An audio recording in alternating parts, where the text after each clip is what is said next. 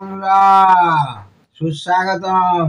আবার সেই দীপঙ্কর দা চলে এসছে একটা সেট নিয়ে, শহরে 2066। অনেক দূর থেকে এসছে, কোথা থেকে এসছে সে পরে বলছি আমি। কি অবস্থা দেখুন, এটা কুরিয়ারে পাঠিয়েছিল, এইবার এটা আজকে নিয়ে ধরেছি। অনেকদিন ধরেই এসছে, সমস্ত স্পেয়ার পার্টস জোগাড় করেছি, সমস্ত মানে যতটুকু পেরেছি।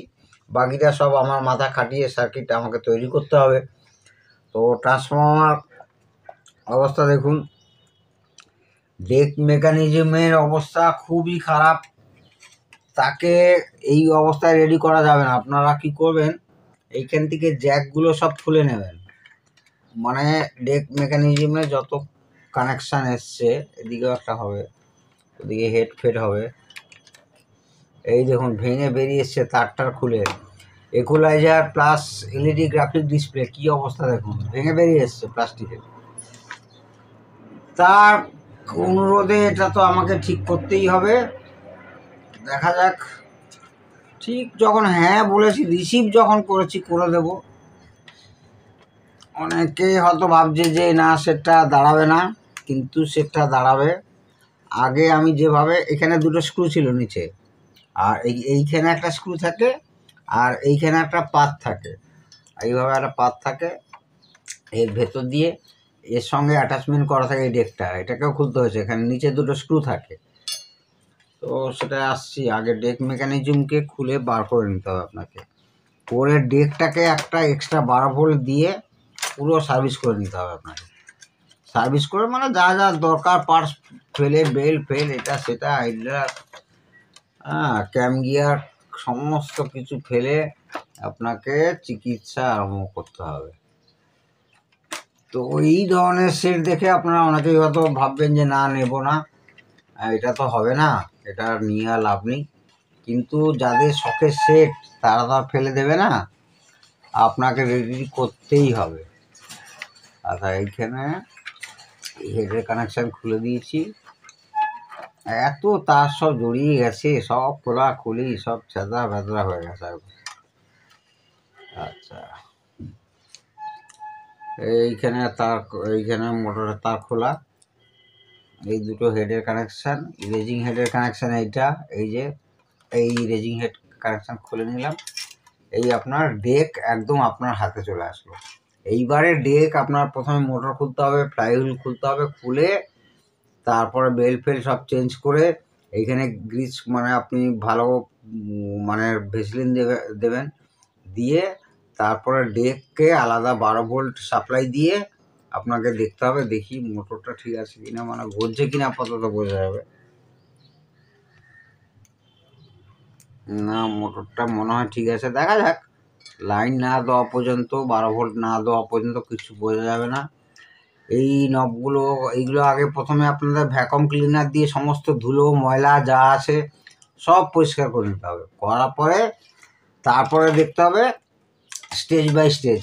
তা একে এই যদি হয়ে যায়, যদি কি একে হওয়াতে হবে, হওয়ার পরে আপনাকে অ্যাম্পলিফায়ার লাইন, মানে অ্যাম্পলিফায়ারে দেখুন এইখানে এই যে ডুয়েল পাওয়ার সাপ্লাই এসছে, গ্রাউন্ড নেগেটিভ পজিটিভ, এইখানে দিয়ে আমি দেখেছিলাম এইখানে সব এই রেজিস্ট্যান্সগুলো সব জ্বলছে, আগুন মানে প্রচণ্ড, এখনও গরম আছে।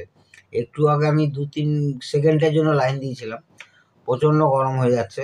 অ্যাম্পলিফায়ারের পজিশান কী আছে, মানে আগে ডেক মেকানিজম আগে আপনাকে দেখতে হবে সেটটা হবে কিনা।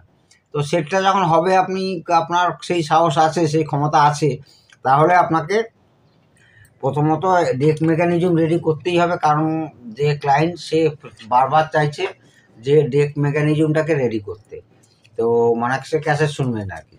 তো ডেক মেকানিজম তো রেডি করতেই হবে। তারপরে আপনাকে পাওয়ার সাপ্লাই, অ্যাম্পলিফায়ার দুটোই একসঙ্গে দেখতে হবে। তারপরে আমরা প্রি অ্যাম্পলিফায়ার প্লাস ইকুয়ালাইজারে যাব। তারপরে যেরকম স্টেজ বাই স্টেজ যেরকম দেখতে পাবো যে এখানে ফল্ট আছে, এখানে ফল্ট আছে, এই যেমন ধরুন এই ভলিউমটা খুব ফল্ট হয়, সেরকম যদি খুব ফল্ট হয় তাহলে এটা রোটারি ভলিউম, এইখানে বা এইখানে কোনো জায়গায় রোটারি ভলিউম লাগাতে হবে। এর আগের কোনো ভিডিওতে আপনারা নিশ্চয়ই দেখেছেন। তারপরে এইখানে এলইডি গ্রাফিক ডিসপ্লেতে এখানে একটা প্রিসেটই নিয়ে দেখছি। তারপরে এইখানে এই ট্রানজিস্টারটা ভুল লাগানো আছে, এটা এখানে লাগবে না, হ্যাঁ, পিএনপির বদলে এনপিএন, মানে এই আইসি বাইসি যদি উড়ে থাকে, মানে প্রচুর খাটতে হবে সেটা। আর এখানে এত বড় কন্ডেন্সার থাকে না, এখানে 1000 এফডি, খুব বেশি হলে 1000 এফডি 16 ভোল্ট থাকে, কিংবা 470 এফডি 16 ভোল্ট থাকে। এখানে একটা লাগিয়ে দিয়েছে দামরা, তো দরকার নেই। আর এইখানে একটা রেগুলেটর আইসি থাকে, সেইটা খুলে এসেছিল দেখলাম আমি যখন পেয়েছি সেটটা। এই যে হাতে, এই যে 7824 24 ভোল্ট রেগুলেটর আইসি এইখানে থাকে, এই জায়গাটা থাকবে। তো সেটা পরের কথা, আগে যেরকমভাবে বলছি ঠিক সেইভাবেই আপনারা এগোন, দেখবেন সেটটা অবশ্যই রেডি হবে, 100% সেটটা রেডি হবে। তো আগে ডেক মেকানিজমটা আমি করি, তারপরে সার্কিটে আস্তে আস্তে কাজগুলো করতে থাকি। সেই অনুযায়ী আমি আপনাদের, কারণ এই পার্টসগুলো করতে তো অনেক টাইম লাগবে, তো কতটা এগোচ্ছি আমি আবার এর সঙ্গেই আমি এখনই আসছি আপনাদের কাছে। তো বন্ধুরা, আপনারা তো দেখতেই পাচ্ছেন সেটার অবস্থা কি, খুব খারাপ অবস্থা। তাও এই টেকবালা সব একে রেডি করবে। তো সেক্ষেত্রে এখানে দুটো স্ক্রু থাকে। তো আগে আপনাদের ডেকের অবস্থা খুবই খারাপ, তো ডেকটাকে এখান থেকে খুলে নিতে হবে। আগে এখান থেকে ইজেক্ট করে এখানে যে কভারটা লাগানো থাকে, এই কভারটা খুলে নিতে হবে। এটা পুশ করে লাগানো থাকে এইভাবে, দিয়ে এরকম টানলে খুলে আসবে। দিলে ইজেক্ট করে এখানে দুটো স্ক্রু, আর এখানে একটা স্ক্রু, একটা অ্যাঙ্গেল থাকে, এখানে একটা স্ক্রু থাকে। 4টে স্ক্রু খুললে বাকি এইখানের কানেকশানগুলো আপনারা মনে রাখবেন। আমাদের তো মুখস্থ হয়ে আছে, না মনে রাখতে পারলে একটা ভিডিও তুলে রাখতে পারেন। দিয়ে ডেকটাকে আগে হাতে নিয়ে নেবেন, ডেকটাকে আগে রেডি করতে হবে। আর এক্সট্রা একটা অক্সিলারি পাওয়ার সাপ্লাই 12 ভোল্ট দিয়ে ডেকটাকে আগে রেডি করতেই হবে আপনাদেরকে। আচ্ছা, এবার আপনাদের ডেকটা কী করে করবেন সেটা দেখাচ্ছি, আর কি খারাপ হয়ে আছে দেখে নিন একবার।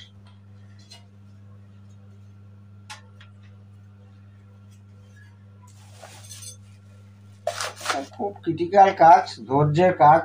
ধৈর্য ধরলে রেডি হবে, 100% রেডি হবে, কোনো চিন্তা করার কারণ নেই।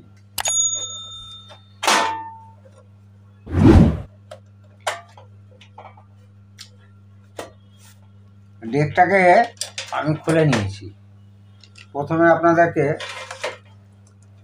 এইখানে খুলতে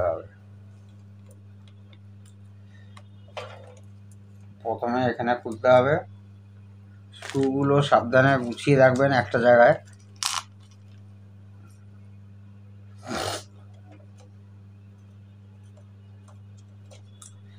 এটা সেকেন্ড পার্ট করতেই হবে, কারণ কি যখন ইলেকট্রনিক পোর্শনটা করব তখন তো দেখা হবে আপনাদের কি করলাম, কি চেঞ্জ করলাম, ওয়ারিংগুলোকে ঠিক করতে হবে, সবই ঠিক করতে হবে। তারপর আস্তে করে ইজেক্ট করবেন। ইজেক্ট করার পরে দেখা যাক, এইখানে একটা আইডলার আছে, এটা খুব খারাপ হয়, দেখা যাক এটা কি অবস্থা হয়ে আছে। খুব সাবধানে স্ক্রুগুলো রাখবেন, আমি বারবার বলছি। এই স্প্রিংটা এখানে ঠেলে রাখবে, এই আস্তে করে খুলে নিলে অনেক সময় এইখানে একটা লক আছে, এই টেকআপ পলিটা, এটা খুললে ভালো হয়। দেখি বেরিয়ে আসে কিনা। বেরিয়ে এসছে। না বেরিয়ে আসতে চাইলে, খুব টাইট লাগলে কিন্তু এটাকে খুলে ফেলবেন। এখানে একটা লক আছে, লকটাকে খুললে এটা তো ফেটে আছে একদম। এটা কি হবে, প্লেতে ক্যাসেট জড়াবে একদম। দেখি আমার কাছে আছে কিনা। আচ্ছা, এই দিকগুলো খুলে দেখি একবার কি অবস্থা হয়ে আছে। ফেটে আছে একদম, পাওয়া খুব মুশকিল, জোগাড় করতে হবে আপনাকে।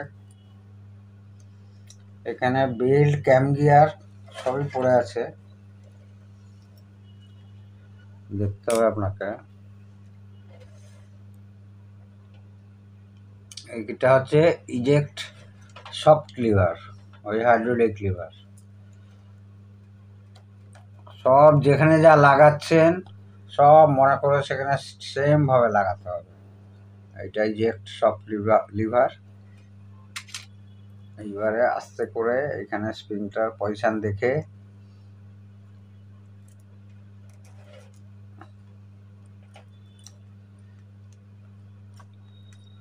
এইটাও খুলে নিতে হবে।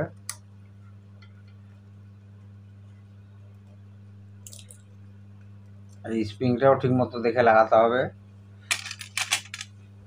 সব একটা ছোট বাটি বা একটা ট্রে নিয়ে নেবেন, তার মধ্যে রাখবেন।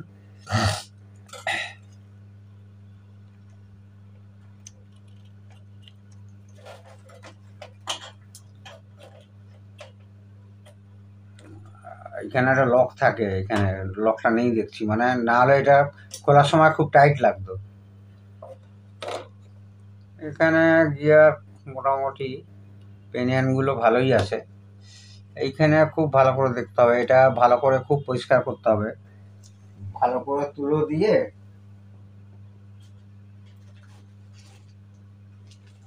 এইভাবে আপনাদেরকে পরিষ্কার করতে হবে। এই দেখুন, এইভাবে আস্তে আস্তে করে সব পরিষ্কার করতে হবে।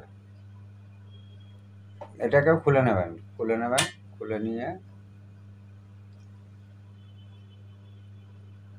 এটা খুব ভালো করে পরিষ্কার করতে হবে। করে আপনাকে এর বেল্ট মাপ করতে হবে। এর ভেতরটা থেকে যাবে, এই যে দুটো পুলি আছে, এখানে একটাই পুলি, মানে দুটো অংশ আছে, সেইটা হচ্ছে আপনার কেউ পরিষ্কার করতে হবে একদম। এবং মোটর ঢকঢক করছে কিনা, এরকম নড়ছে কিনা মোটর পুলিটা, তাহলে মোটর খারাপ আছে। এটা ঠিকই আছে মোটরটা, মামুচির CCW 12 ভোল্ট আছে।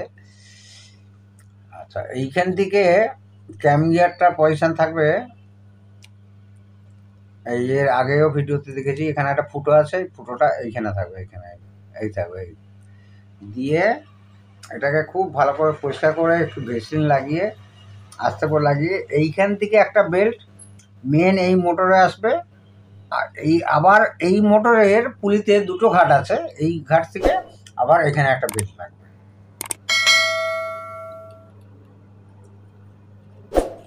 এইভাবে লাগিয়ে খুব ভালো করে পরিষ্কার করতে হবে। আমি আপনাদের দেখাবার জন্য আরও ভালো করে পরিষ্কার করতে হবে দেখছি।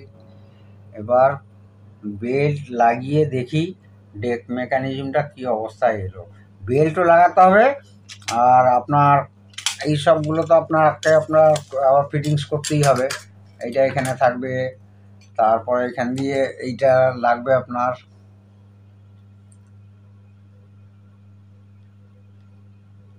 এই লাগলো, লেগে কি হবে, ওই স্প্রিংটা কোথায় গেল?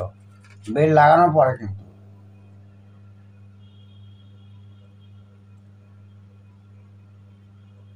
এই স্প্রিংটা এইভাবে এসে এটার ভেতরে ঢুকে তারটাকে বাইরে করতে হবে। করে এই ঢুকলো, ঢোকার পরে কি করবেন, আস্তে করে আপনার এই অংশটা এইভাবে যাবে।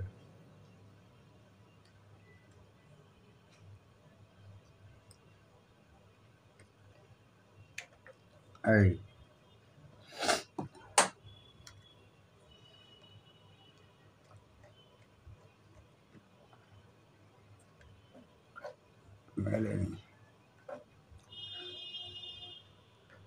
মেলে নিয়ে ফুটোটা ঠিক দেখে নিচ্ছি।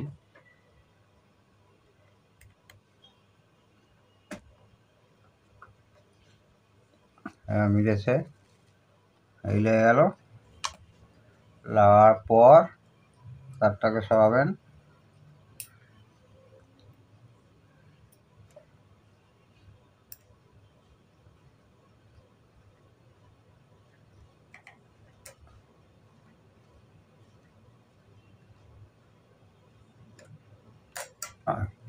লেগে গেল, এটা না হলে ইজেক্ট হবে না কিন্তু।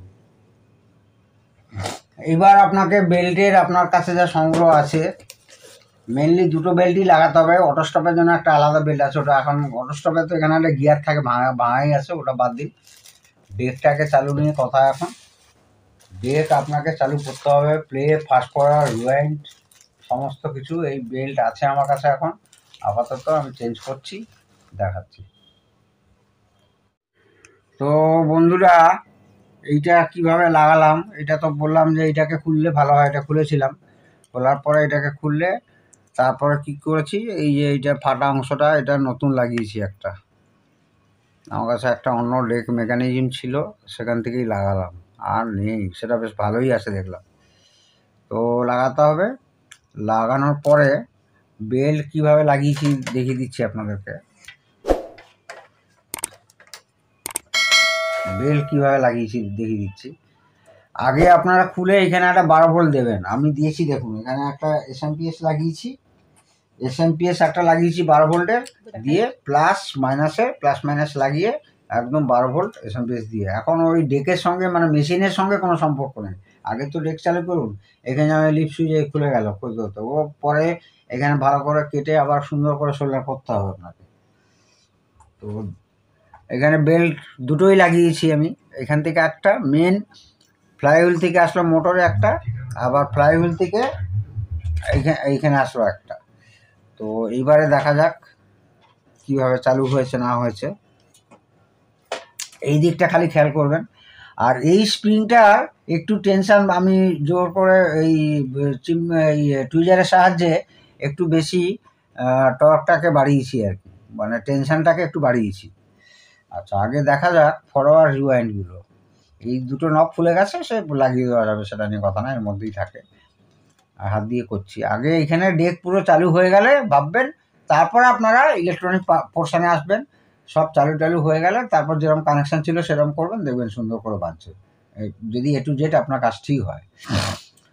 তো ফরওয়ার্ড দেখি, লাইন দেওয়া নেই। আমি এসএমপিএস এর ইনপুট লাইনটা দিচ্ছি। এই দেখুন ফরওয়ার্ড, এইখানে আস্তে করে আঙুল দিয়ে দেখতে হবে টর্ক কেমন আছে, খুব ভালো আছে। তারপরে ফাইনালি ক্যাসেট দিয়ে দেখতে হবে। এই রিওয়াইন্ড, আচ্ছা স্টপ। এবার প্লে করছি। প্লে মানে এই সুইচটা এখানে গিয়ে আপনার ওকে পুশ করবে আর কি। এইখানে টর্কটা দেখতে হবে, বেশ ভালোই হয়েছে। স্প্রিংটাকে একটু টাইট করেছি, আর এটা তো নতুন লাগিয়েছি, ওটা ভালোই ছিল। নতুন বলতে একটা সেট থেকে খুলে লাগালাম, কিন্তু ওটা খুব ভালো কন্ডিশনে আছে। তা এইটা স্টপ আর রিজেক্ট করে আমি একটা ক্যাসেট লাগাচ্ছি, দেখি। বন্ধুরা দেখুন, বন্ধুরা প্লে একদম সুন্দর হচ্ছে।